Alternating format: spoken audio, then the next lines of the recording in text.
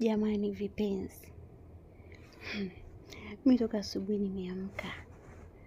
Nimesi zingia dada mkubwa uposti. Dada mkubwa uposti. Dada mkubwa umposti shemeji yetu.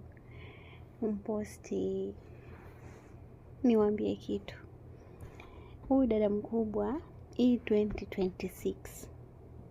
Yaani najifunza kitu. Unajua kwenye haya mapenzi, kuna kupendwa na kuna kujipendekeza. Sasa mpenzi, kama wajipendekeza, acha kujipendekeza. Kujipendekeza nkupi. Kama leo ni Valentine, umeamka tayari, uanza kuposti huyo mwanaume wako mpenzi. Yeye hakupost, hata haja kuwish, haja kugift, haja kutumia hata shilingi. Kiherehere. Umemposti, haja jibu hata ile tu kusema asante, pia ameshindwa.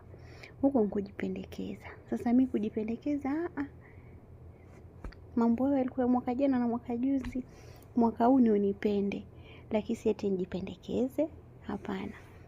Sijipendekezi, na ndio maana sijaposti mtu. Sababu sijapostiwa mahali. Sijapostiwa mahali popote. Sijaona message M-Pesa nikaambiwa babe, hiyo basi, sijaona chochote. Kwa hiyo mimi nikisema mbio na posti, huko ni kujipendekeza. Yafaa ujue tukomae akili, tukue na pia tujielewe. Si dada mkubwa jina tu, lakini akili za kitoto hapana. Lazima niwe nakoma akili, najijua, najielewa.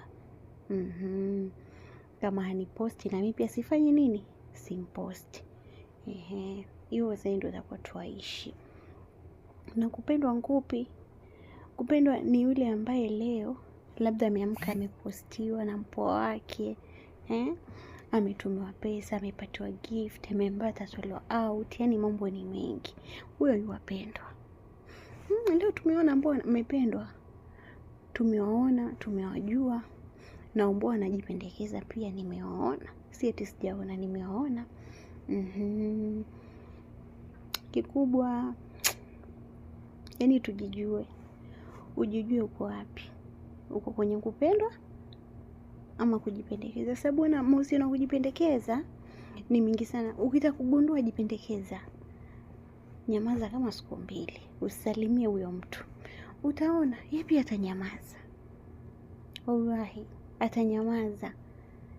Lakini sasa kumaanisha wewe ndio uanzisha conversation kila siku. Mambo umeamkaje nini?